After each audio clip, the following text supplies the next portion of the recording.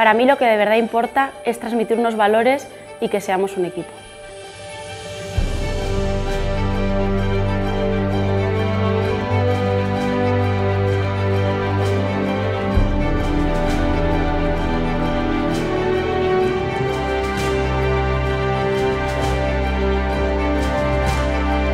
Lo que de verdad importa son los valores.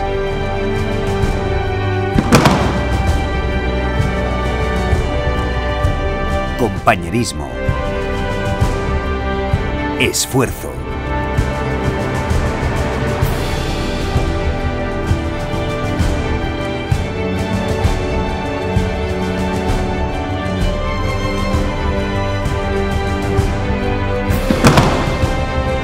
Perseverancia.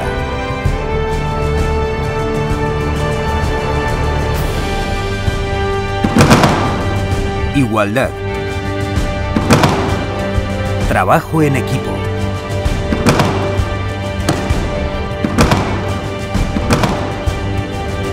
Respeto. El deporte es el espejo donde vemos reflejado nuestro trabajo y nuestros sueños. Lucha por ti y por ellos. Eso es lo que de verdad importa.